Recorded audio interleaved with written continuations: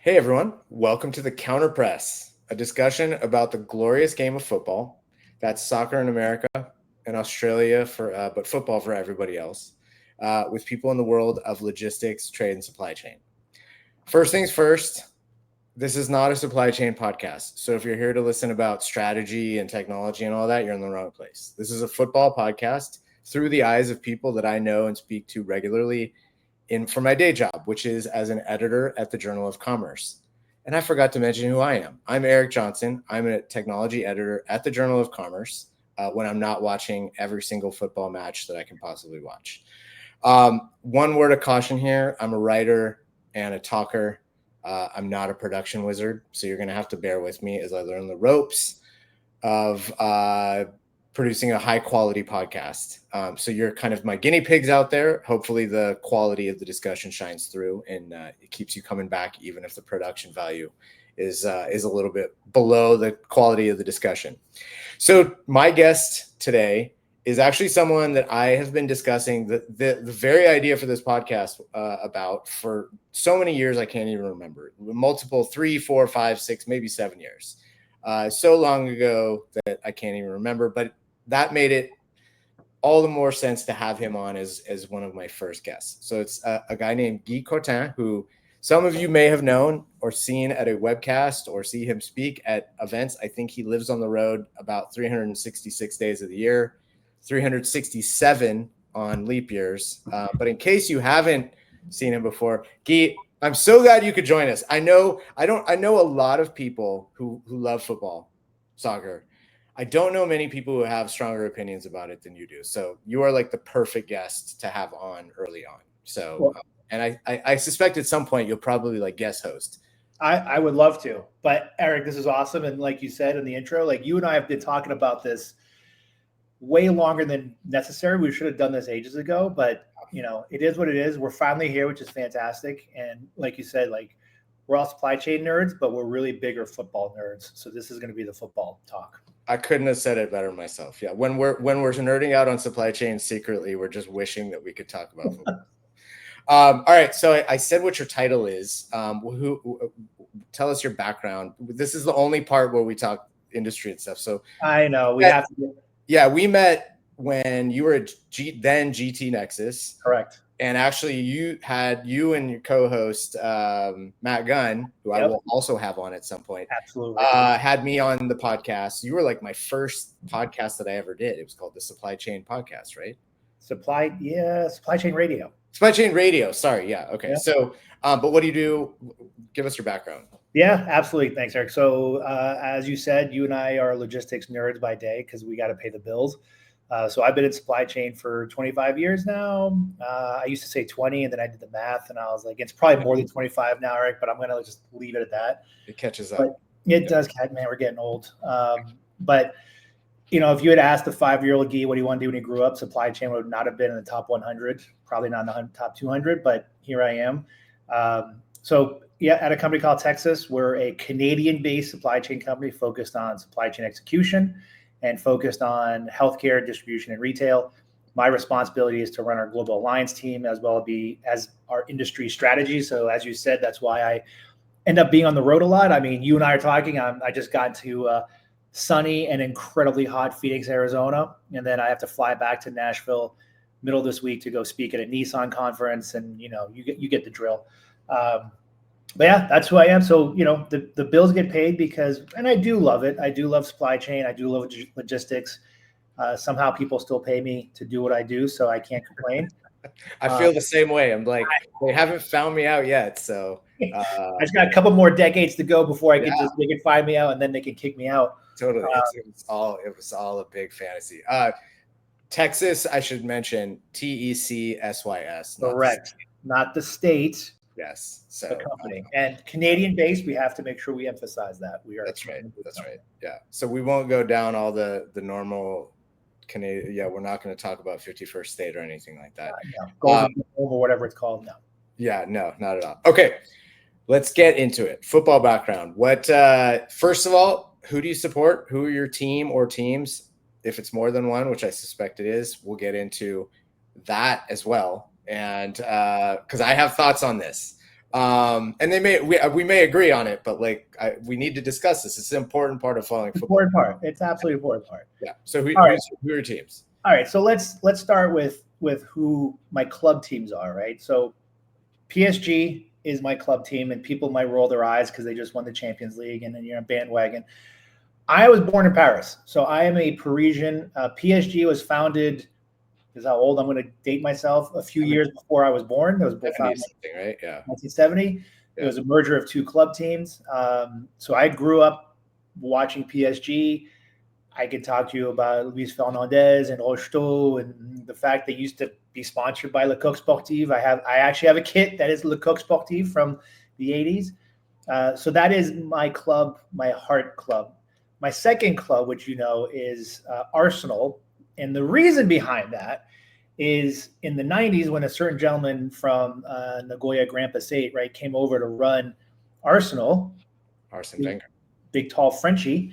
And then he brought a bunch of Frenchies in, like Pat Vieira and Henri and all those guys. So I just became Petit. And Petit, and then he brought some other guys like Gilles Grimandi and some weird guys. But anyways, that made me a big Arsenal fan. And I also, and I know we'll get to this in a little bit later, I despise Man United. So all of a sudden it became sort of a natural, draw to me to become an Arsenal fan. But then I would say my true, the team that I live and die and breathe by is the French national team. Like that is something, when they play, you just got to get away from me. Like I get very emotional. I'll give you a funny story, as we all know what happened in 2008 World Cup. Am I mixing my dates? 2006. Sorry. 2006 World Cup. Germany. Someone came out of retirement to play. Yeah. Finals. And all of a sudden he gets a red card. And I'm like, what just happened? And then you see the slow-mo. And then we know what happens from there. And they go. I don't know. Was it really deserved? I'm not sure. I don't know. We need VAR for that one. If they had VAR back then, I think they might have just been like, no, it's just a flesh wound. They could have slowed down Materazzi. Yeah, they had more angles. He totally deserved it. Yeah, if they had more angles, they might have been able to determine if it really was a true red card or just a professional foul. Yeah. But yeah, I remember so. I watched it by myself because I was like, no one can be in the room with me. You have to let me watch it by myself. My father called me and was like, I didn't answer the phone. And I remember he left a voicemail like, dude, you got to call your dad back. It's okay. I couldn't talk to anybody for probably a good 24 hours, if not more. So it's, same thing. Let's not even talk about what happened in the last World Cup. Like that was very painful for me. That was epic. I mean, it was an epic match. It was like one of those ones where like, and if you're a neutral observer, it was an amazing match. Yeah. If you're an Argentinian, it was even a more amazing match. If you're a French, I couldn't watch it. I can't watch it. The only two groups of fans that were disappointed that day were French fans and Ronaldo fans. Or England fans. England? Yeah, more than France? Oh yeah. All right. There's a whole Falkland War. All you have to bring up. I know the Falklands. I know. The hand of God. Like that's all you have to bring up. That's true. Yeah, I guess. I wouldn't have thought that. Okay. All right. Fair. So we're talking about Zidane headbutting Marco Materazzi. Totally justified to do it. Maybe after the game would have been better, but probably during the game. And it's not like Zidane hadn't done this in the past. Oh, so. I know. He's a bit of a hothead. Yeah. They sure could have used him in the penalty shootout. That's for sure. They took off Henri and Zidane. Vieira. Vieira, I never saw Vieira take a penalty. Was he decent at penalties? Vieira was the last kicker for Arsenal when they won the FA Cup. When Van Nistelrooy missed, right? Was that Vieira, the three kickers that would have gone for France, the first three would have been Zidane, Henri, then Vieira. Right. And it was Trezeguet who missed, right? Trezeguet hit the crossbar. He hit the upper 90. He smashed it. And it's karma, I guess, because I remember in 1998 watching a 19-year-old Trezeguet in penalty shootouts versus Italy bury the ball. Yeah. And then as you get older, things get a little more stressful when you have that youthful innocence. You have no idea what you're doing, Right. And let's not even talk about who the coach was at that time, Raymond Domenech, who was a complete buffoon and somehow kept his job. But anyways, yeah, those are the I can see the wounds. The wounds never heal, right? That's the reality. That's the reality. Oh, yeah, that's the reality. So I have an interesting. I don't think we've ever talked about this before. I have an interesting fact for you. The very first club football match that I ever watched. In fact, I think the very first professional football match, definitely in Europe, but maybe anywhere that I watched, was at the Parc des Princes. It was PSG. I don't remember who they played. I was studying in Paris in 1997. Yep. And I saw a bunch of national team matches there. That was the year before the 98 World Cup. So the Stade de France was being constructed. It was not there. So the national team was still playing in the Parc des Princes. I saw I remember this guy really clearly, Ibrahim Ba. Remember him? Winger? Oh, yeah.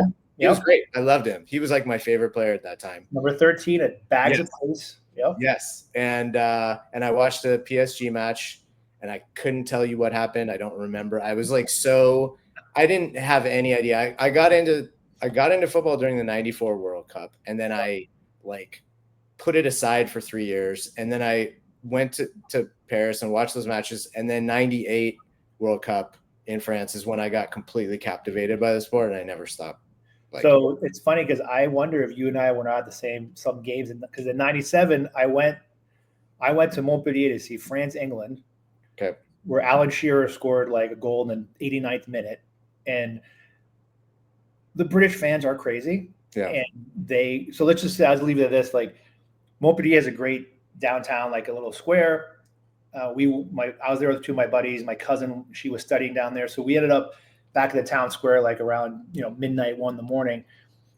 The British fans had somehow brought a soccer ball, and they had taken chairs out of some cafes and were playing 18 versus 17. There's no right, and they were just chaos, smashing the ball at each other, and the ball's going into the cafes. They're getting run back out. That was just like English football in the 90s. No, it was just like English football. It was just Route 1 football and just smashing each other. Yeah. And then I went to Italy, France in Parc des Princes in '97, where I remember Zidane scored. It was 2-2, and typical Zidane, he got this through ball, from his back. He kind of flicked it with his heel, put it right in front of himself, and then dug it. I mean, he's an absolute wizard. What is your first memory of football? All right, so you're gonna have to indulge me on this one, because so this is my first memory of football. This is how I got hooked. So you talk about the '94 World Cup, the '98 World Cup. So I'm gonna go even further back. So I was a wee lad, and as I said, I'm French, I'm Parisian. So every summer when I was a kid, I would go back to France and spend 3 months with my grandmother, which was the greatest time as a kid, because your grandmothers always take care of you and let you go to shit you're not supposed to do. Yeah, totally. So I'm in France. I'm at my great uncle's, who lived in Saint-Jean-de-Mont, which is by Nantes, so on the Atlantic. Yep. 1982, World Cup going on in España. I really didn't know any. I mean, I knew soccer. I kicked the ball, but I wasn't a fan. I just was okay. But France gets to the semifinals against RFA, the Federal Republic of Germany, aka West Germany. So obviously, there's a little bit of a history between France and Germany. So a little bit. France versus West Germany in Sevilla, and France was Platini had played in the '78 World Cup, but was just a kid, and France didn't do very well. Now he was a full-blown star. He was the man, right? And 2 years later, they win the European Championships, right? Exactly. Yeah. So this game is insane, right? I believe this is the first World Cup game that went to penalty shootout. They had penalty shootouts in the Euros, but I don't think in the World Cup. Okay. Germany goes up 1-0. France gets a penalty. Platini scores. It's 1-1. It goes into extra time. Oh, and by the way, this is the famous there's a rumor the referee for the game was Dutch. The French had knocked out the Dutch from the World Cup qualifiers. So there's, of course, all these rumors that he was pissed against France. And got it. And I forget the time. I should know this, but I think it was in the 78th minute, 1-1. Mr. Platini again puts this through ball that's unbelievably weighted, perfect onto Battiston. Battiston is one of the fullbacks, making a run right down the middle, gets behind the German defense. The ball's bouncing on the 18. Battiston's going for the ball's about chest high. He's about to touch it. Schumacher, the German goalkeeper, who was an asshole, wipes him out. Wipes him out, like almost killed him. Like the rumor is that he doesn't even go for the ball. He just comes out and crushes him, knocks out like 3 of his teeth. His tongue was like rolled back, like he was choking. Like it was bad, right? Paramedics come out. Like Battiston does not. I guess he woke up in the hospital, didn't know what the hell. He didn't even know he played a game. Ball goes out. It's a goal kick. Nothing. No yellow card. No red card. No direct kick. Nothing. And Schumacher, everybody's like screaming at him. And he just stand there. He had this long. I remember he had a little mustache and this long curly hair. Looked like a heavy metal rocker. And you could just tell he was just like F you to everybody. And like it was just I lost my mind. They go to extra time. This is not golden goal. It's a corner kick, and I can't remember his name now. I'm losing my mind. But our Marcus Trésor takes a volley off the basically inside the penalty spot. Off the volley, pumps it in. France up 2-1. A couple minutes later, France breaks. I forget it, but Gires runs onto a ball, hits a shot from outside the 18, 3-1. There's a famous picture, and I think if France had won the World Cup, or if what had happened in the finals, right, where Tardelli scores a goal, that famous goal where he's like running like a madman down the field, that's what Gires did. Like he scored, they're up 3-1. There's a famous picture of him going crazy. And there's like 10 minutes left. I remember as a kid, right, we were having people over, big mistake, and I've learned my lesson. Yeah. I started chanting like, we won in French. Like we're up 3-1, it's 10 minutes left. I'm like, that's it, we're won, we're going to the finals.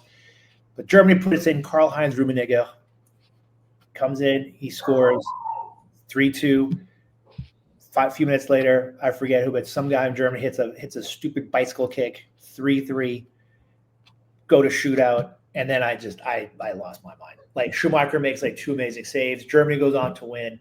France plays Poland in the third place game and gets smoked because they were exhausted. So mentally, cooked. Germany loses to Italy in the finals, and some argue that they were mentally cooked from the France game because they just weren't what they were. Yeah. So that is, in a long-winded way, to say that marked me for life. Like that turned me into a massive soccer fan. And back to my emotional status, like I will freely admit to you, Eric, when this thing called YouTube got invented, you're like, you can go see anything you want. So I've gone back and watched that 82 game on YouTube.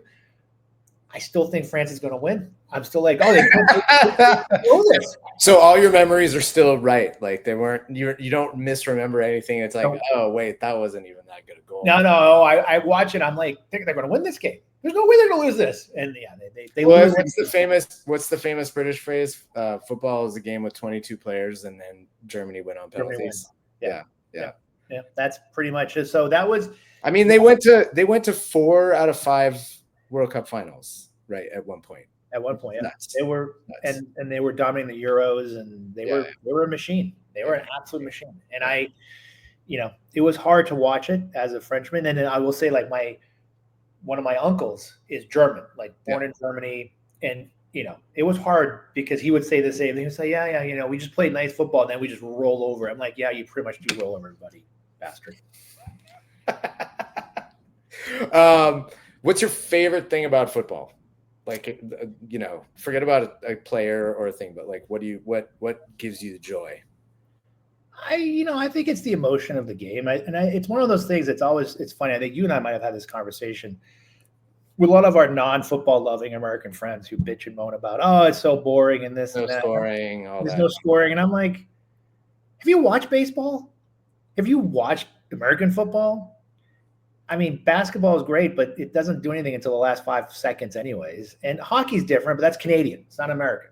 So I think what I love about football is that it is a good football match. There is tension from the kickoff. Yeah.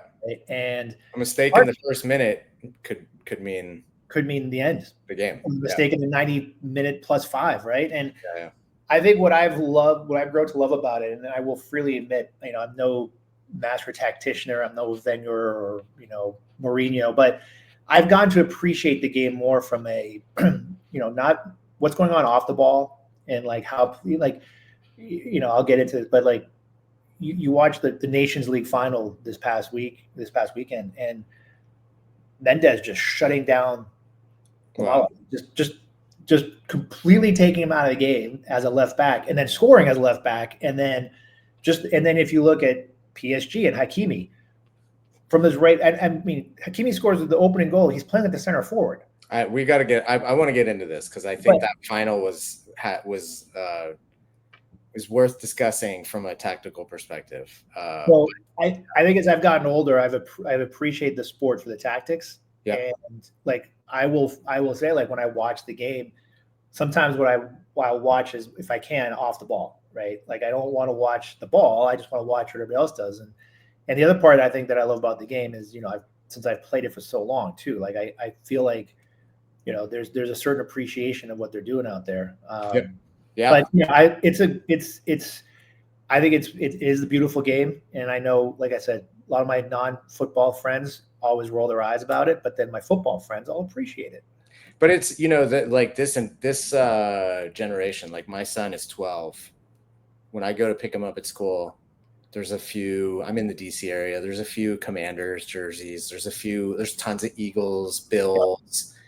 But for every one of those, there's 10 kids wearing European football shirts right now. Yeah. So this generation appreciates it in a way that like my generation never did, certainly. And even the ones after me didn't. Like even kids who played soccer in high school. Yeah. Like a lot of them, I don't think had any idea what was going on in Europe. But think about it, Eric. Like, we talk about, so I was fortunate at 82. I was in France for the World Cup. We can talk about 84. 84, I was in France for that whole, which is amazing. Yeah. But I look back to like 86 World Cup in Mexico. Couldn't watch it. I couldn't watch it. I remember I only found out that France lost to Germany because my dad was listening to PBS on the radio. Yeah. Or NPR on the radio. And they were like, in passing, they mentioned that the semifinals, had happened and that France lost to Germany.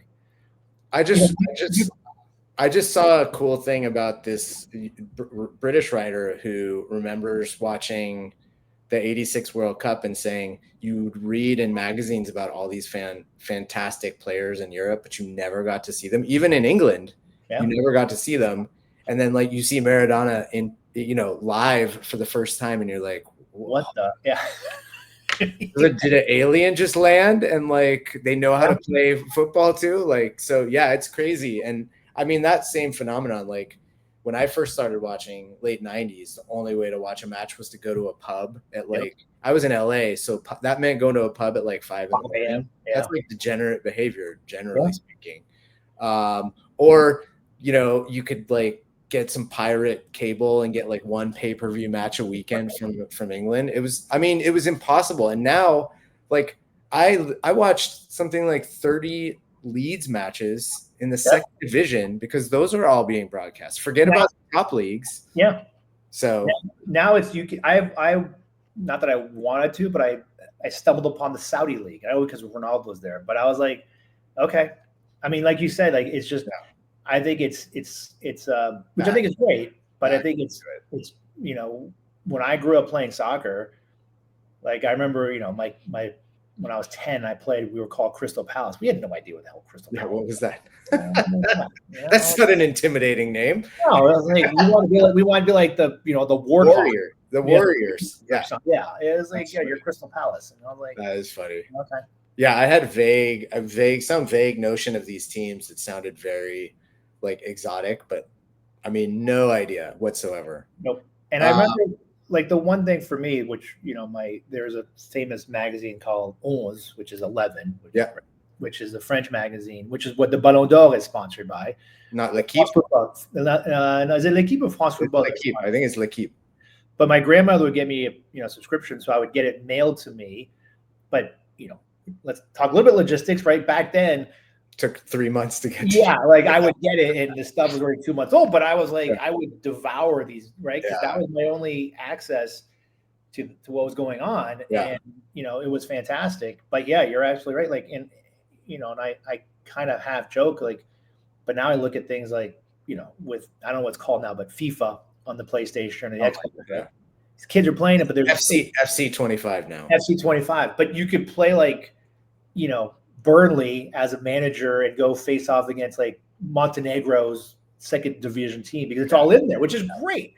So these kids are like getting all this, and all the stadiums are perfectly all the stadiums perfect, the players, and like it's awesome. But it's like, you kids don't know what I had to go through. I had to walk through 2 feet of snow to see one match, like that kind of thing.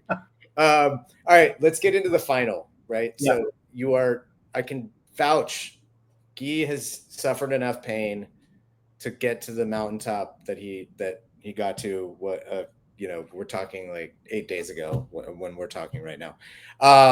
The final itself, I had the feeling that when I was watching it, that I was watching something as fundamental. It wasn't just a closely fought final with like 2 teams with different styles, and then it's a 2-1 match. This to me was like watching Pep's Barca teams in like 2009 through 2011, where you felt like you were watching the game be played in a different way. And like you said, that first goal, Hakimi pops up in a center forward position. He's a right back. Dembele, who'd been playing center forward all year, is like dropping right back. And dropping into like the defensive mid right back position. He could basically go wherever he wanted. Yep. Vitinha was like everything from a third center back when they had the ball to like an attacking mid when they were progressed up. The fluidity of it was like I'd never seen. Now, Inter was done. They were a shadow of the team that they were like 6 weeks ago, because they literally went from like a treble to nothing in 6 weeks. And mentally, I think they were just done. But PSG made them done in that first 10 minutes as well, because they had no idea where anybody was going to be. Yeah. So that was fascinating tactics to like trust your team to be able to be like, no, you guys can go wherever you want, and the right person will fill in and rotate into the space that you're in. Yeah, and I think that's Enrique, right? Sure. They totally bought into it. And I will freely admit, when they signed Enrique, I was like, this guy's a has-been, right? It's a retread. He's a maniac too. Like he's gonna turn everybody off in like 3 weeks. They're not gonna. He's gonna be yelling at them the whole time, and he's like, "Yeah, I don't need this. We're gonna win the French league by 20 points." Oh yeah, and then win the French Cup, and then we're good. Yeah, I agree. Watching Barca Inter, I was like, whoever wins this is gonna win. Because when I was watching them, I was like, and then PSG's playing, and again, it was PSG playing Arsenal. I messaged you who, and I was like, PSG first. Yeah. Now the other problem too is Arsenal only has one Frenchie on it left, so Saliba's the only last guy left. Saliba, yeah, of course. Sorry, that was a good trivia question for me. That's a good trivia, but and then to your point, like I remember when PSG beat Barca 4-0 at home, and then got waxed 7-1. Remontada. Oh my god! I was in the Baltics. I was at a 3PL show. Yeah, you did that. Yeah, and I remember watching it like with a bunch of Polish and Europeans, and I was like, "What?" I knew it. Like I was like, starting to go back to the way time machine. But I remember that game starting, the return leg, and watching the PSG players walk out, and then the Barca players walk out. I'm like, PSG players are already pooping their pants. Like this is not good. Like you're a professional side. You should walk out being like, we're going to win 2-0 here. Like we're not afraid. Yeah. They walked out afraid. And then I always remember when Cavani scored, and I was like, oh, because remember they used to have the away goal. That meant that Barca still needed 4 goals, 3 or 4 goals. And I was like, oh, now we can calm down, because it was like 4-1, but I was like, we got the away goal. Yeah. And they still pooped their pants. So I remember that. I mean, I remember the Chelsea comeback. When Laurent Blanc that was bad, and Mourinho's sliding around on the sideline. I want to punch him in the face. So I've watched. So you've taken your lumps. I will admit, watching the quarterfinals versus Aston Villa, I was like, I got a little dicey at the end. the villain scored 2 goals. I was like, oh, I didn't watch either of those matches, so I was just following them along. But I was like, oh, yeah. But it was one of those where the villain scored. Their first goal they scored was a cracker. Like the guy hit it from like 25 out, and there's nothing Donnarumma could have done with it. Yeah. But then like 5 minutes later, they score of a corner kick, and then I'm just like, what's going on here? So I like you said, I've got the scars where PSG just cannot close stuff out. Like they've got all the talent in the world, just can't close games out, and they can't close out ties. They can't close out games. It's just, I mean, the weird Champions League finals, in 2020 when they lost to Bayern. Yeah. 21, right? That was a strange match. Yeah. And they lose to one of their own. They didn't play that badly, actually. No, but it was a Frenchman who beat PSG. Well, not only a Frenchman, but a PSG Academy. Former PSG Academy player. That's right. I forgot about that. Kingsley Coleman. Great guy who's won more titles doing less than anybody else in the history of football. Exactly. But it was stuff like, and then of course they go out and they get Messi, and I was like, this is, what are we doing here? Yeah. It was, I always said the problem with PSG is they bought all the stars, they had none of the metal. None of the water carriers, like Zidane, no water carriers. No Makelele. No Makelele, no Deschamps, no Conte, right? They didn't have the guys who do all the dirty work. But what's interesting is that, and I've been thinking about this too since you and I first talked. I was like, everybody's joking, Mbappe leaves and they win the Champions League. I have to ask you about this. I don't know if Mbappe was there, if they would have won, because Mbappe is such a gravitational force that, and rightfully so. I don't care what people say. He's amazing player. Like no matter what, amazing player. Like you don't put the numbers up that he has without. Right. He's amazing. Top 3 player in the world right now. Yeah. Disappointing season and had 46 goals or something like that. Yeah. The leading goal scorer of all of Europe in a disappointing season. Yeah. I just don't know if you have Mbappe out there, if Enrique can do what he wants, right? Because while Mbappe does float, he doesn't float as much as the top 3 guys that he had lined up. Yeah. So I don't know. And then Mbappe, Mbappe's a striker. He doesn't really backtrack as much as sometimes he doesn't like to put the work in. That documentary, you've seen that clip of the documentary. You need to defend like one. Yeah. And he's just like, he's like, whatever, man. Yeah, he's like, dude, I'm going to score a hat trick tomorrow. Right. Tell the other 10 guys to defend. Well, and you know what?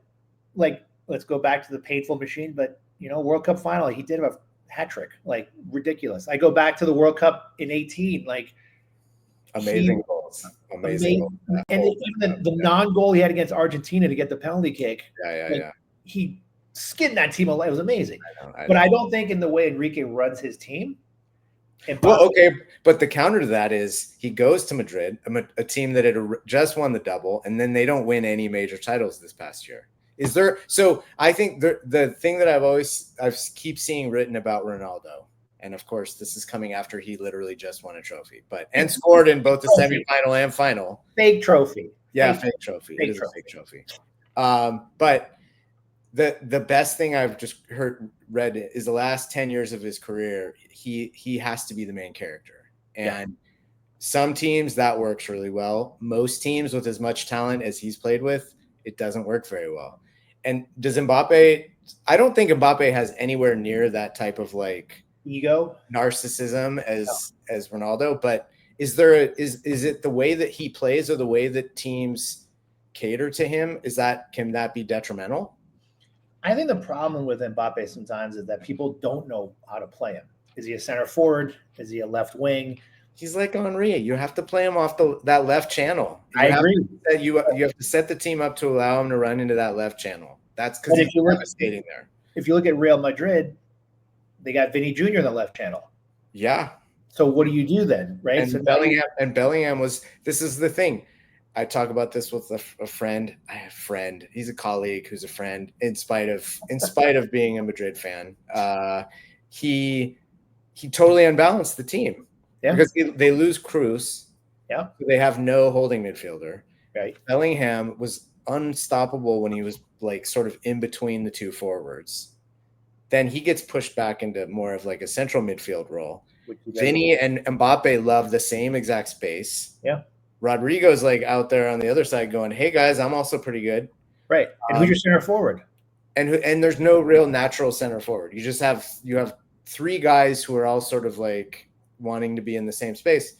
And it just so happens they're three of like the best 6 players in the world. But it just goes to show, if you don't have your team set up and they're not balanced, it doesn't matter how good your players are. So, right. Well, look at PSG when they had Mbappe, Messi, and Neymar. Yeah.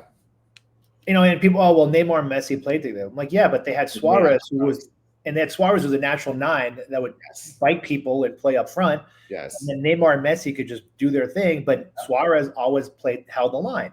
He played off of them. Right. He played. And Suarez is the perfect 9. He doesn't, he plays the space. He doesn't need the ball. When he touches it, he'll score. When you look at maniac, but an unbelievable player, like a legendary, absolute maniac. But yeah, I always will say this. Like, if you look at the Galacticos at Real Madrid, they suck too but they had Makelele, who would hold everything. And so Zidane, Beckham could do whatever the hell they wanted. They never played defense, but Makelele just ran around and cleaned up a lot of sins. Cleaned up a lot.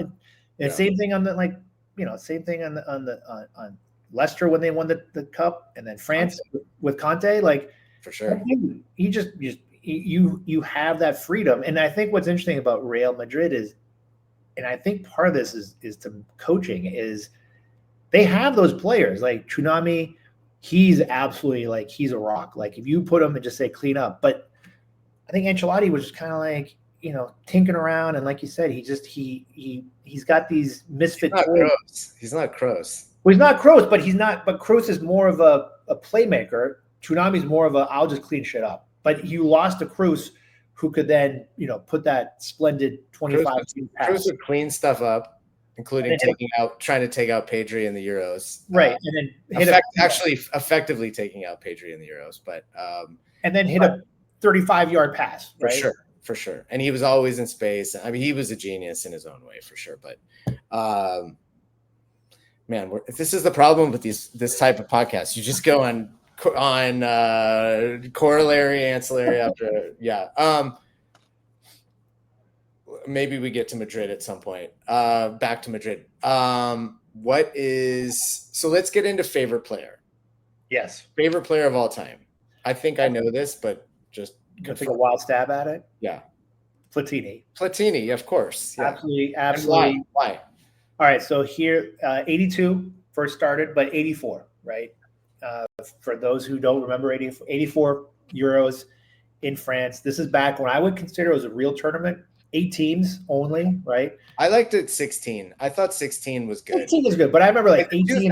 The 2000 Euros, which France also won, to me, is the highest level the sport has ever been at. It's never going to exceed that. It was. We could talk about, if you want to talk about a funny experience at 2000 Euros, we can get to that. But yeah, Platini. All right, so Platini 84 guy scores. So this is the part we're going to talk about Ronaldo in a second, and I'll relate to this. So Platini Euros, 8 teams, right? You play 3 group games, semifinal, final, right? So you play 5 games. Yeah. Scored 9 goals. Okay. Wow. So he scores opening game against Denmark. France wins 1-0. They play Belgium next. They win 5-0. He scores a hat trick, and then he plays Yugoslavia, which back then was a powerhouse. Right. Scores, what is it called? The natural hat trick. He scored right foot, left foot header. Yeah. And his header was, I always remember this. Winger takes down the right side, crosses it. He dives parallel to the goal mouth, and dives like 2 feet off the ground, maybe less, and heads it off this side of his head into like the lower corner of the goal. I was like, it's that spin, that side. Yeah, I was like, you're diving towards the ball, and you move it this way, and you're flying like Superman. But he was unbelievable. He, semifinal against Portugal, maybe one of the greatest games I've ever seen. Fun trivia. It was in Marseille. A certain Zinedine Zidane was in the stands watching this game as a kid. Wow. So that's what he said. He got really probably my favorite stadium in the world. I love that stadium. Great and crazy fans. Yeah, absolutely. That's fans. Yeah. So story time. France, Portugal. France had been dominating. Played Portugal. They go up 1-0. It was a direct kick, and everybody thought Platini was going to take it. But Domel, their left back, took it and completely bamboozled the keeper. So they're up 1-0. Portugal comes back, hits 2. So it's 2-1. It's looking tight. And then Platini breaks into the box, kind of gets fouled, but back then we didn't count tiki-taki fouls. But Domel gets following him, hits a cracker, scores. So once again in the semifinal, a French left back scores 2 goals. We happen again. Now it's 2-2. It's deep at extra time. People like me were still scarred by 2 years before that with penalty kicks, and we're like, oh god, this can't go to penalties. You can't go to penalty. And I always remember this. Jean Tigana, probably one of my favorite players for France, very underrated. He was the first version of Conte and Makelele. This guy just ran all over. And he became a great manager too, right? Yep. Monaco and Fulham, and Yep. So he gets the ball, breaks in on the right side to the end line, kicks it back. Platini's waiting. Platini is quoted by saying he was gassed, and he just said he kicked it as hard as he possibly could at the time, and it somehow went in. Place goes absolutely bananas. I went crazy. It was amazing, and they go to the finals, play Spain. Platini scores the first goal against Spain on a direct kick, and the Spanish keeper, Anconada, Platini goes to the near side where the wall was curved on the other side, and it goes under the Anconada, and somehow it slips through, and it goes in. There's a famous picture of Anconada like reaching back to try to pull it, but it gone over the line.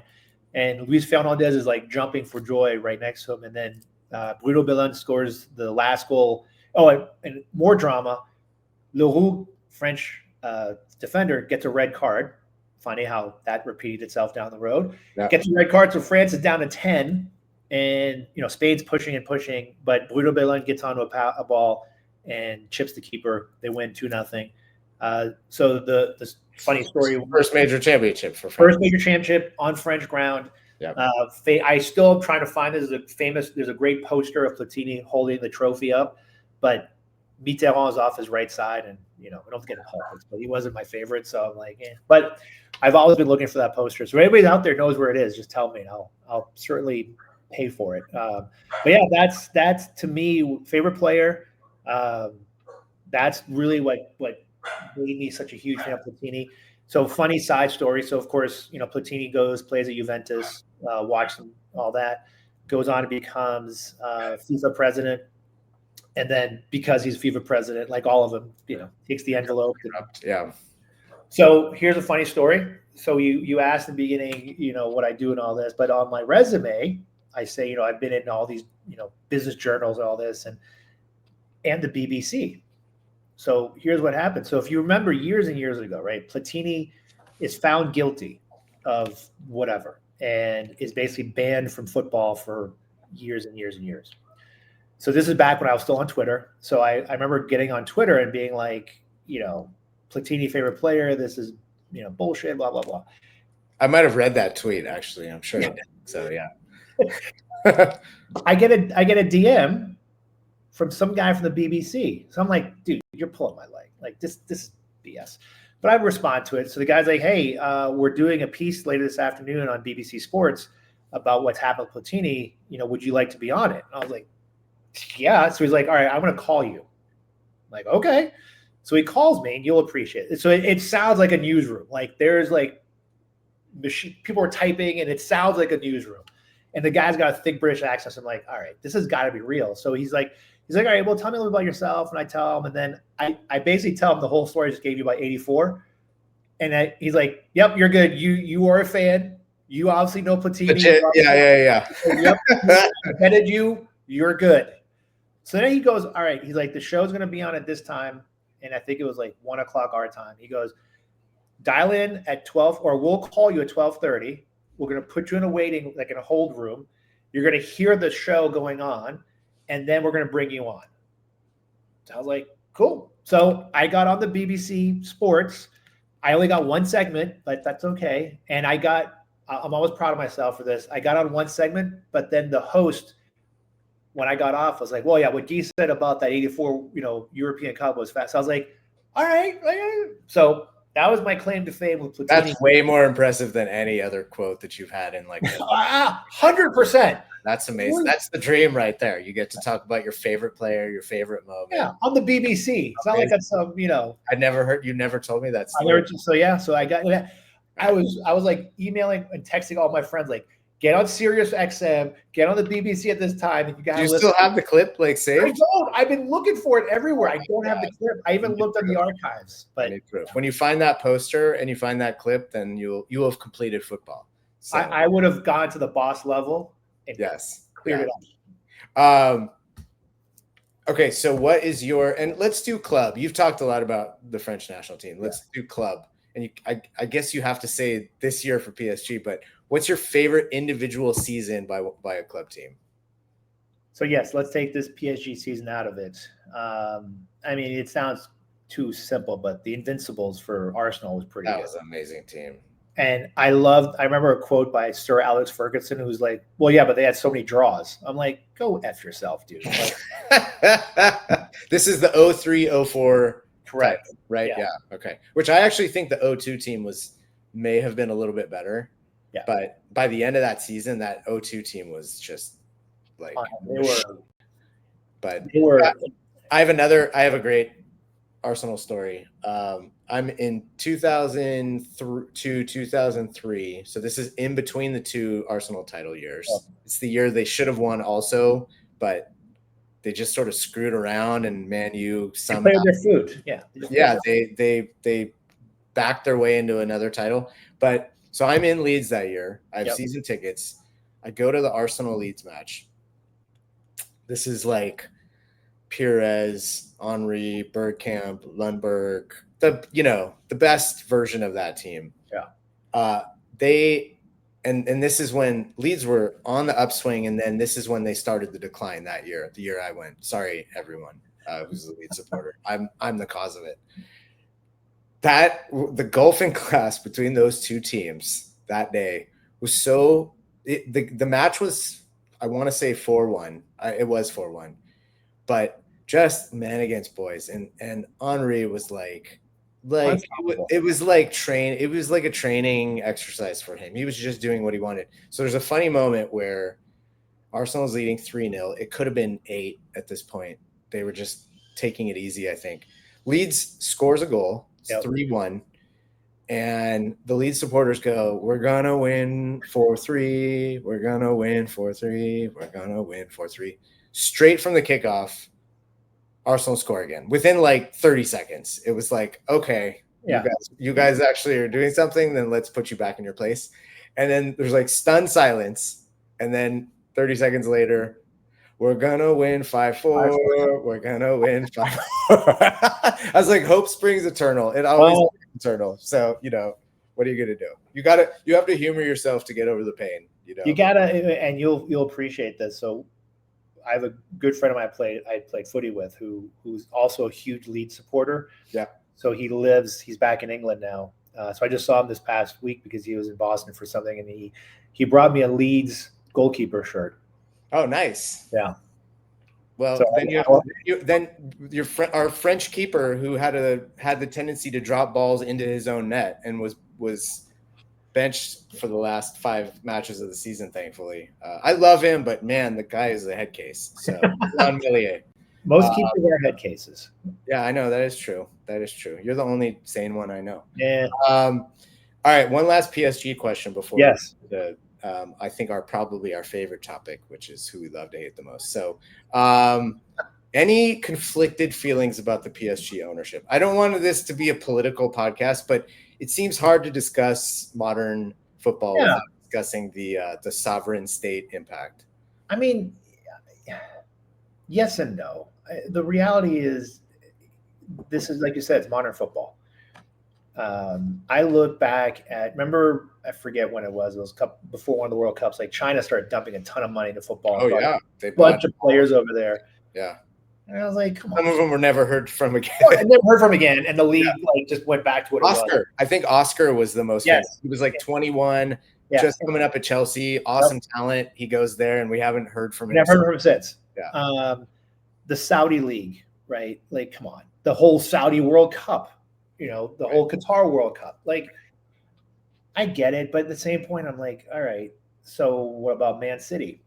What about? Oh yeah, for sure, they fall into the same bucket. Newcastle. I would even argue, what about all the foreign money that got dumped in, like the Fenway Sports Association, whatever, going to Liverpool, or the Glazers buying Leeds are owned by the 49ers. Right. So. What about a certain Russian oligarch that bought Chelsea? I mean, let's face it, Chelsea fans would never admit this, but before, Chelsea were basically an FA Cup and maybe like a UEFA Cup title. Entertaining, but never champions. Right. Yeah. In London, it was Arsenal, maybe Tottenham, but not really. And Chelsea was like Fulham level, right? Chelsea wasn't maybe not Fulham level. Chelsea was. They won a cup here and there, but they were never challenged for the league, right? They were a cute team, and they would almost be. It sounds terrible, but they'd always be like an MLS team. Why? Because I remember like they would brought in Deschamps when he was basically washed. They brought in Michel Platini when he was washed. They brought in Zola. He lit it up, but he was kind of washed when they brought him in. Like he wasn't the entertainers. They were always had entertainers. Vialli, they did, but Vialli, end of his career, right? He wasn't this was Vialli of Lazio who was lighting it up. It was like, all right, you want to retire? Come to London and hang out. It's true. And then Abramovich comes in, and then no, I mean, there's a bigger question. There's a bigger discussion to be had about like the money and how unequal the playing field is within countries and then across Europe. So yeah, no, I just like. I think about this all the time. It's like if some sheikh was like, "Hey, I'm going to bankroll Leeds for £2 billion. Or if I get any of that money back, I just want to see them win." They're like, that's a tough thing. It's like, wait, we get to beat all these teams that have been kicking our heads in for 2 decades. Yeah, it sounds tempting. So I was like, I certainly, in a weird way, I felt more icky about it when it started because I was like, oh, but in a weird way, the fact they've still struggled under this. It was a 15-year project. It wasn't overnight. I think that's a fair assessment. Actually, it's like even all the money in the world doesn't buy you happiness overnight. And what maybe pisses me off the most in a weird way is the fact they have so much money that they're stupid. Edson Cavani, they could have sold him for, I think, like just 25 million euros. Not bad. They were like, no, I'm going to free. Zlatan went away in a free. Obviously Mbappe, Real Madrid's offering you 300 million euros, and then you're like, no, we're going to keep him and win the Champions League. You don't get it, and he walks away for nothing. It's just like, it's part of that part, at least, frustrates me because it's just like, because they have all the money in the world, they don't like. Dude, Cavani, there's no consequences like there are for clubs where literally you have to be your right. The revenue has to, and they've done good business, but they've also done bad business. Like they've bought good players and they've brought in guys, and then they just like, it's like, why is it bad to go sell Cavani? Maybe you lost 20 million euros on him, but that's what happens. But you still made some money instead of getting away from it free. Like that's the type of stuff. The parallels with City, like you look, they paid £100 million for Jack Grealish, and like. He doesn't even get in the team, and he's not even on the subs bench anymore. He's going to go to some second-tier English team this year, and there's not really any like business consequence for making that big an error. And in fact, they've spent a shit ton at the January window. They're buying Randers. They're buying that. Rian, sure, you're gonna have to pronounce his name for me. Oh my god, that guy! What a talent! I'm so annoyed he's going to City. He's such a talent. And they just buy these. They just keep buying and buying. And there's no real consequence. So anyway, that's. But to your point too, Eric, and we could talk about this forever. But so politically, I'm like, it is what it is, right? Like. Let's not get into public. It would be some other like terrible. Our government just took a plane from someone that we probably shouldn't have, right? So let's not, let's not. The French PSG's owners, right? Exactly. They took a plane from them. I think the problem I have is that you're absolutely right. It is the inequality, this is the part that why two of my most hated clubs in a weird way is Real Madrid and Barca. Because they say one thing, but then they do another, right? I mean, the way you look at their TV contracts in Spain, it's like, crazy. Oh, yeah, we're going to have our own TV contract. Everybody else can go pound sand. It's like, but we want to have like a level playing field for the Super League, and it's like, guys, like so my personal opinion on the Super League, I'm glad you brought it up, is I think we're at the point now where it needs to be a Super League, because I know tradition goes out the window, and I know like all these clubs that winning their domestic title still means something, but we're now at the point where like those clubs need to play each other, and in order to bring any sort of interest back to the national competitions, like who in Liga is going to beat PSG more than a one-off in a dozen? well, yeah, there's like Marseille, Lyon, and maybe But Marseille will always shoot themselves in the foot. I know, but because I support them over PSG. And who's the two teams that won it? Lille won it once. Lille won it, and Lyon's won it in the past. But that's the only clubs that have the oomph. Oh, Montpellier won it with Giroud. That was early on, years ago. Yeah. So I agree, but in England, there's a bit more parity. In Germany, there's no parity. Like these national competitions have no actual interest anymore. So I'm going to Madrid have won 20 of the last 22, like La Liga championship. So I'm going to be a contrarian to you in a second right now, because, and I know I'm going to totally date myself and be a fuddy-duddy. I think on the contrary, we should go back to the old school way. Like, why is the seventh team in England going to a Champions League? 17th, the 17th place champs. Well, seventh, yeah. You were not a champion. Sure. Oh, I love that. I love it. Okay, so that's the alternative. Is only the champion. Only first place team goes to the Champions League. Second place team goes to whatever the second tournament is. And think again. When I was a kid, like UEFA Cup, right? Meant something. You would have, like, for England, or like let's say Italy, right? So Juventus would win, go to Champions League. Then UEFA Cup, you got Inter, you've got AC, you've got Napoli, right? You got Parma. Back when Parma was a wagon, right? In now in Spain, only Real or Barca are going. So the other clubs going to UEFA League, and then you've got Villarreal and all this. I think it's. I love that, but they're never going to do that. I know they're never going to do it. I know they're going to give up their money. They never give up their money. 58 matches, league matches, and all this stuff. So, but I think the problem with the Super League is that if you do this, you're not going to get a Leicester City who, out of nowhere, wins the Prem, right? Okay, but is one. Look at perfect example. Forest this year. Yep, third place for 32, 33 weeks.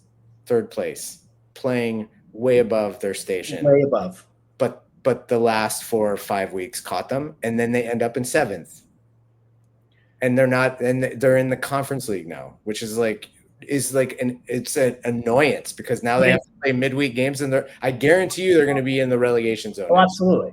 Because but if you go to a Super League, then who gives a shit about domestic leagues now? Does that take away from it? Other 240 teams in each domestic league actually have a chance to win their own league, and there's tons of parity, and it's really interesting. And then you get to go home on the weekend and watch the best teams in the world play each other, and stop pretending that it's a fair fight against teams that have like a 100th of their budget. That's my view. But now all of a sudden, then the Premier League really becomes the Championship League, right? Because Championship was awesome, by the way. I know, but it's 40 weeks watching it. It's super entertaining and super tense. I agree, but are you going to attract the talent, or are you not going to attract the crazy non-fans like you and I to go watch? I mean, I'm going to pick on them. Maybe not. Are people going to watch Watford Leeds other than you and Matt Gunn? And yeah.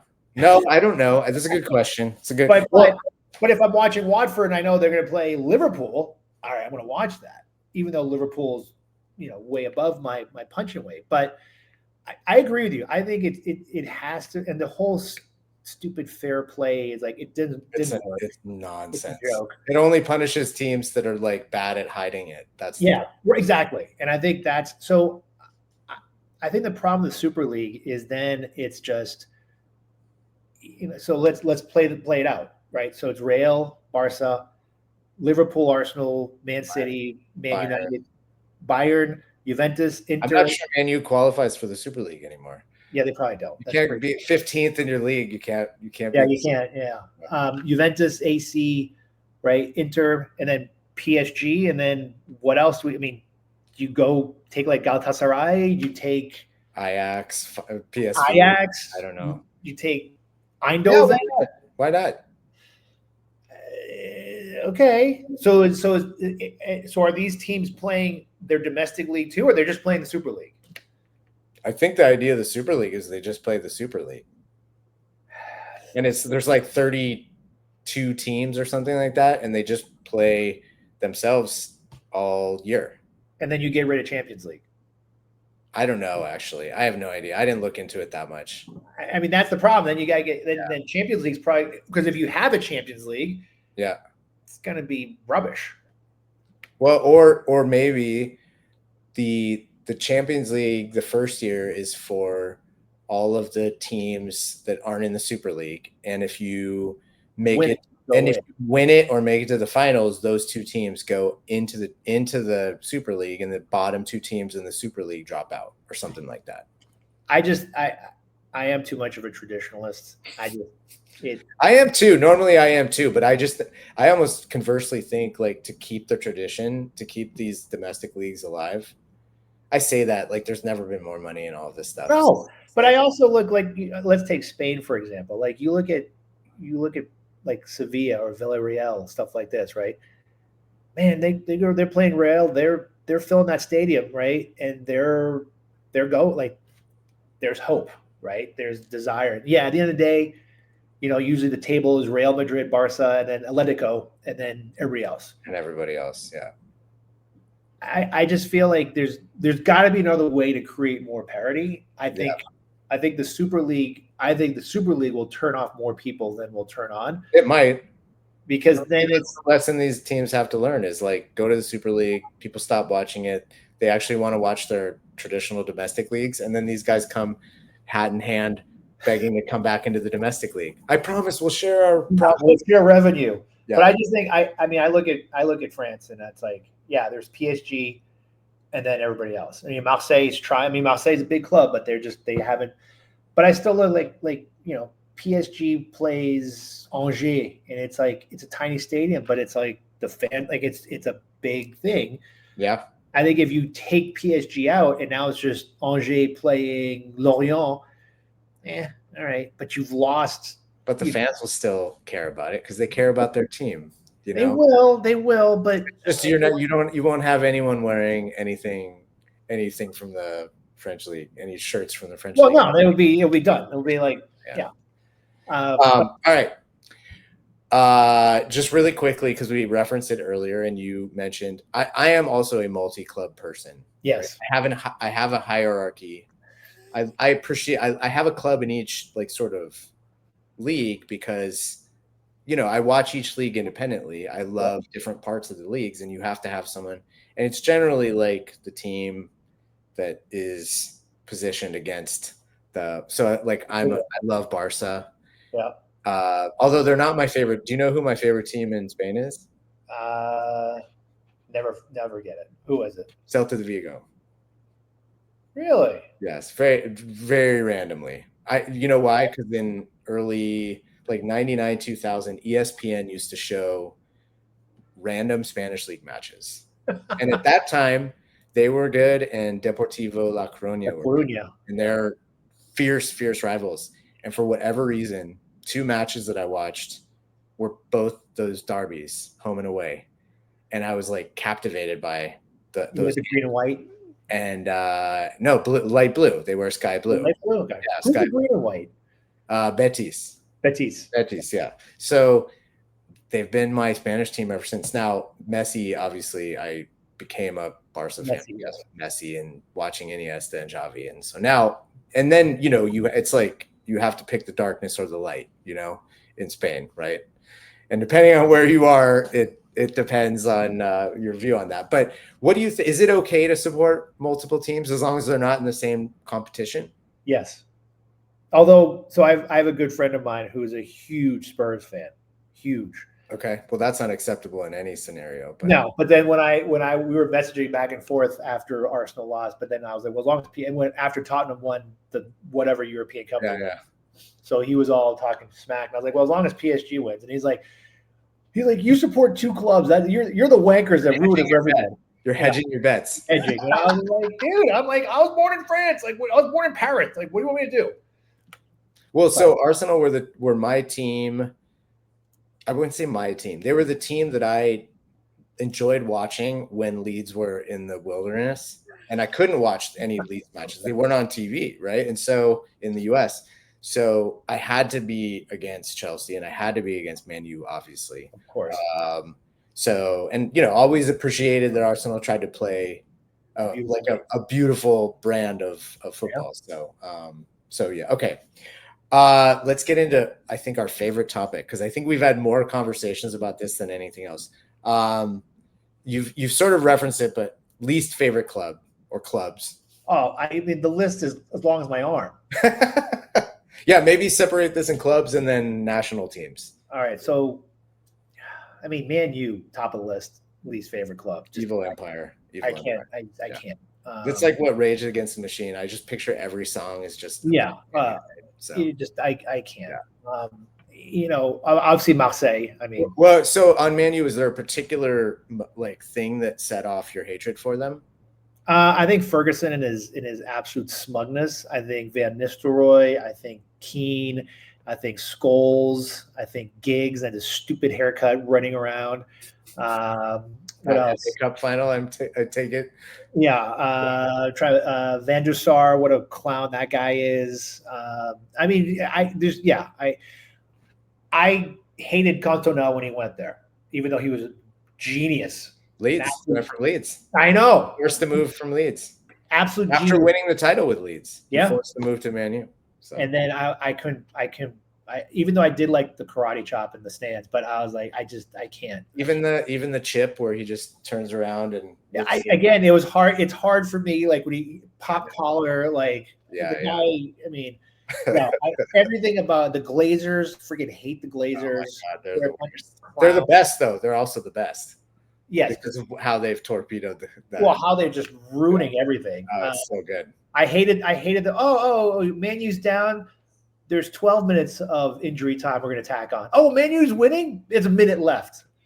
Like, what the fuck? What? Yeah. It was so transparent. It was. They were in my head for so long. They were just you knew they were going to come back and win. Yeah. Which is what Madrid now it does to me. Well, could stand Beckham. I'll get to like golden balls. Like I'm like, yeah, the guy can put a nice cross in. He can't do bleep other than that. Doesn't even have a left foot. Yeah, get him out of my face. Like enough. Yeah. So the list is long about why I hate Man United. So Marseille, for obvious reasons. Well, Marseille for obvious reasons. It was very painful that Marseille, and I did root for them when they played in Munich against AC Milan, and Basile Boli scored. And they First Champions League final. But so it was very painful until now that they were the only French club with a Champions League title. But I hate Marseille. I hate Barca. I dislike Barca and Real for what we just talked about, just the BS, inequality. Same with Bayern. They're sort of like lord over their league. And they're just such. Bayern's the same way. They really rubbed me the wrong way. I like Dortmund in Germany because. Oh, I love Dortmund. I'm for Dortmund. I like Dortmund. I love everybody that's not named Bayern Munich. Yeah, totally. So those are the ones I hate the LA Galaxy. Just throwing it out there. They're just annoying. And partly because we'll get to that in a second, because of who played for them in the past. I see. All right. We'll get to that. All right. Well, let's get to it. Least favorite players, and like, are there ones that are rational to hate, and then do you have like an irrational? Absolutely. These are all. I have a list. These are all rational. They're all rational in my. Okay. Mind. All right. So I'm going to go down in order, and they're not. I should have put this in more descending, like least hateful to most hateful. Yeah. Number one, who's the least hateful, but I hate him, Busquets. What an absolute ass clown that guy was. Great player. We've had a million conversations. I know. He did his job well, but what a flippity flopper. I don't know if you remember this. I think it was Champions League for Barca. right? He gets touched and he rolls around and he does this, and then on the camera they see he's like peeking. Like, but he got what he deserved because they lost that match. They won that match, but they lost the tie against him. They did, but he's still an ass clown of the highest degree. Cannot stand him. All right, number 2 on this list. Okay, Harry Kane. What an absolute mouth-breathing clown. Yeah. The fact that he won the Bundesliga this year, I'm like, you were just a passenger. Like, he wasn't even there for like the last 10 minutes. So, like, how hard is it to win a Bundesliga? Like, the fact he lost it last year, I thought was hilarious. That was hilarious. That was hilarious. Like, wow, this curse is real. Like, stupid. And then the way they threw it away against Madrid, too. Yeah. Stupid like mouth breather. Like, I still love the fact he ballooned that penalty kick against France in the quarters of the World Cup. Like, couldn't happen to a better guy.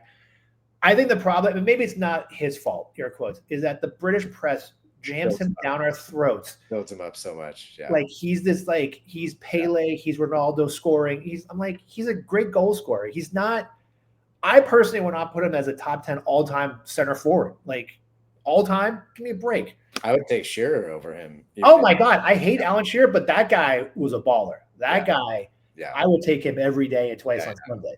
Yeah. So that's number 2. All right. Arsenal, that's a very understandable. Well, yeah. And then, so all right, here's I always wondered why you wore ice skates instead of boots too. So because he's a weirdo. He just loved sliding and falling. Flopping. Yeah. All right, number 3 on the list, Diego Costa.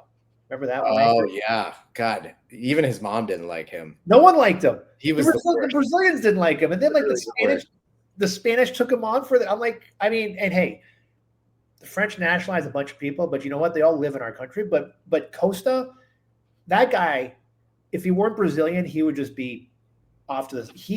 I'm sorry. When I watched him, I was like, what does he do other than act like a complete a-hole and like get into fights? Like he's. I don't remember the last time he scored a big goal. He's just like he scored for that Chelsea team. He scored some goals. He did, but he was just like a big last time. He was like a big dump truck. The only thing I appreciated about him was he really got under the skin of Real Madrid mid 2010s. Oh yeah, when Atleti was winning a couple titles, and he used to like totally unnerve. He should have stayed at Atleti. He was He should have. He was perfect for Simeone. He was perfect. Yeah, perfect. Just be an a-hole and just do your thing. Yeah. All right, here come the top 2. Yeah, this is quite a list. So this one, no surprise, is that ass clown Martinez, goalkeeper from Argentina. He's definitely one where if he's on your team, you love him, and if you're not, you hate him. And he was an Arsenal. We get rid of him. He was third choice. Yeah. I don't think he's that good of a keeper. I will give him credit. He's a great penalty kick player because he's gets in their mind. Gets under people's skins, and he does totally. But very inappropriate dances in front of kids. Yeah, I cannot stand. And when I saw we were playing him, PSG was playing. I was like, oh, this goes to penalty kicks, and we got to face. There we go. Yeah, win it in regular time. Yeah. Although Donnarumma, I have way more faith in than Loris. Way more faith in penalty kicks. Like Donnarumma is good at penalty kicks. He's just massive. Yeah. All right, and I know who number 1 is. I think I mentioned his club here 2 seconds ago, but Landy Cakes Donovan. Oh, okay. That's not at all. What do you think I was going to say? I thought you were going to say Sergio Ramos. Oh, he almost made the list, but I was like, he played at PSG, and I grudgingly have to kind of respect him. I still think he's a wanker. I feel like he has produced the most Guy comments than any other player I can recall. So that's why Landy Cakes. Yeah, I have spent hours with my but. So here's why I can't stand. Much like Harry Kane, Landon Donovan was rammed down our throats here in the U.S. for how long? Like he's the greatest player. He's going to turn U.S. men's national team. Dude, I'm like, where do you go? Bayern Leverkusen for a while, and then it was too cold, so he came back. I'm like, dude, if you're a professional soccer, Southern California, dude. I know. Then he went to Everton. He played well for Everton. He played really well. Later on. But I'm like, early in his career, I'm like, you go to Bayern Leverkusen, decent club in Germany. Very good club. Yeah. Yeah. They went to the Champions League final Right. 20 years ago. Yeah. You claim that you're the next coming of soccer god. You go there and you play. But no, I have to come back and play for the But see, Earthquake. this is a perfect example. Like, I don't think that was his personality. It was the media built him up to be that. I agree, but it was so annoying because then I look at someone that's kind of his contemporary, Clint Dempsey, who probably has half the talent that Landy Cakes had, but he played for the Revs. Deuce played well, and I was like, hey, and he went to Fulham, and he freaking balled out at Fulham. Like, I remember being in London once, walking around, and there were billboards. Are you talking about Clint Mathis or Dempsey? No, Clint Dempsey. Dempsey was awesome. Yeah. Clint Dempsey. And I remember there were billboards of Clint Dempsey, right? In London. I was like, dude, this guy, and I didn't love him, but I was like, I respect that. Like you, and he was really good. He was really good for really good. And he's not like bitching about, well, I want to play for Arsenal or Man U. No, he went to Fulham. He played at Fulham, right? But Landy Cakes, who was like the next coming of Christ, is like, I can't hack it, so I'm gonna go back to LA and play there. And then, ram down our throats. And then the World Cup where, he scores against Algeria and they're like, oh my God, I'm like, dude, Clint Dempsey's the guy that's running that. Like, he's the guy that's got the stones, right? So in the problem, I got Landon Donovan, like I said, shoved down my throat about how this guy's the greatest player ever and blah, blah, blah. And I'm like, I don't think he's that good. Like, I really don't. And then the fact that he doesn't have the he's graded on a curve, right? So like he was very influential. He was extremely talented relative to the U.S. men's national team, but he was a middle of the road player in Europe. So that's been the problem. Pulisic is the same way. I mean, Pulisic. Pulisic, I will give him credit for bitching him out, saying, you don't want to play in the national team this summer? Like, dude, that should be like top of your list to wear your nation's kit. And you're tired. So is everybody else. Yeah, he barely played the second half of the season too. But all right, one thing before. So I noticed right before we got on, you posted something on Instagram about Yamal being a baby. So I have a couple of comments on this. Okay. I saw a lot of people posting this thing. If for clarity, for context here, Portugal beat Spain on penalties in this pretty useless tournament. It's fun. It's a fun tournament, but it's not like it will not go down in history as equivalent to anything else that's important. Yamal got yanked off halfway through extra time. Wasn't happy about it. Didn't sort of sit and watch Portugal get their fake medal trophies. Sort of went back. He looked to me like he was limping, so I just sort of maybe thought he just wanted to give any excuses. Get treatment. Okay, first of all, he's 17. I know he's accomplished a lot, and I know he looks like a man in like developmentally, and he's obviously performed at a high level against men. But he's 17. Like teenagers act like idiots a lot.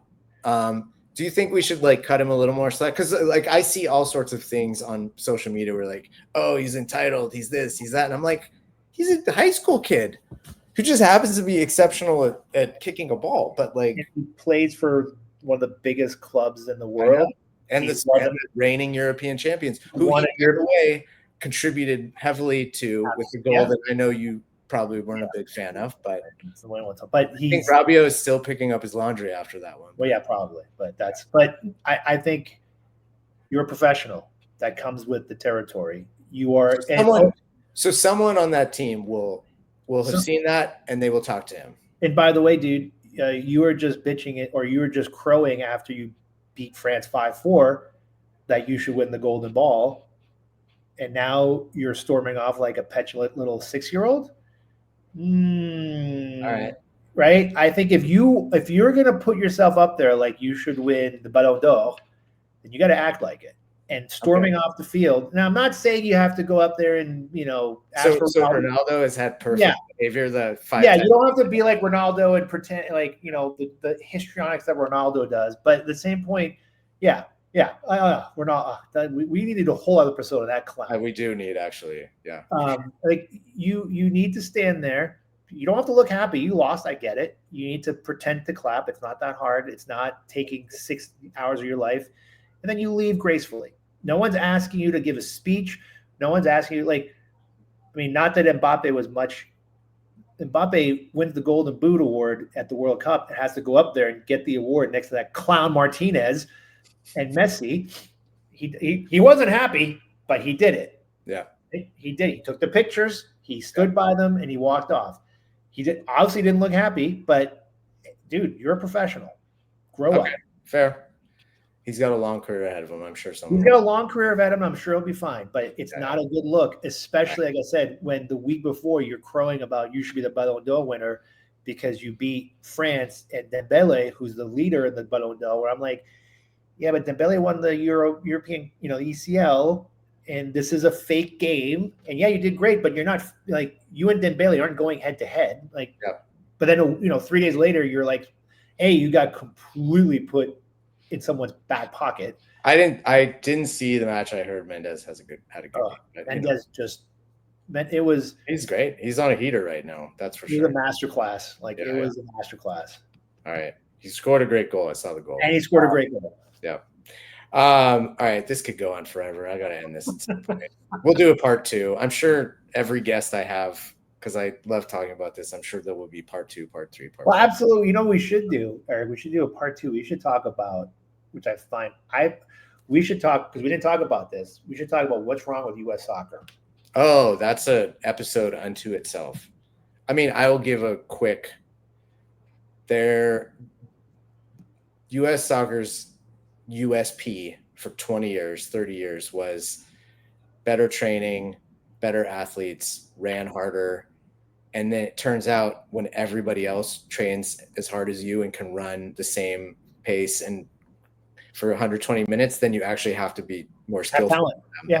And for whatever reason but why? Yeah, that's another episode for sure. We'll do that. I'll give you my quick snippet is if I look at amateur soccer here in the US, kid sports, which is a bigger issue. It's all about making money, not about developing the talent. Oh my God. If I could do a 2-hour podcast just on that topic for sure. We'll do that. We absolutely should. Yeah. Once we have, once I have 1 million subscribers. Absolutely. Then we can take it different places. That's right. How can people reach you if they want to learn more about what you do and all that and hear more of your hot takes? Yeah, my hot takes. So I won't say Twitter because I'm not on that anymore, but I am on Instagram. I think it's just GCOURTIN on Instagram, or you can find me on LinkedIn, just my name. Those are the best 2 channels to find me. I do some rants on Instagram about footy, so you can certainly follow that. I used to write a blog. Unfortunately, I don't anymore, but I used to have a lot of rants on that. But maybe I'll dust that off at one point. Yeah, that would be great. All right. Well, Guy, thanks so much. This has been as entertaining and fun as I thought it would be. So thanks so much for being an early guest on the Counter Press. Do you like the name? I love it. Yeah. I was trying to find a name that kind of meant something. And I think because it's got the media kind of angle. Yeah. So tactical. I was hoping you would get something to put supply chain in there somehow.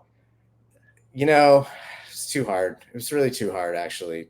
I thought box to box, like a container, but everybody. I feel like there's a lot of box to box podcasts. I've looked into that. Yeah. So, well, cool. Well, it was great chatting. Seriously, and always, my friend. So, all right, I'll see you soon. All right, buddy. Thanks. All right. Thanks. Thanks everyone for tuning in to this episode of the Counter Press, and look forward to seeing you on an upcoming episode where I talk to more supply chain logistics folks about their actual love football. Bye everyone.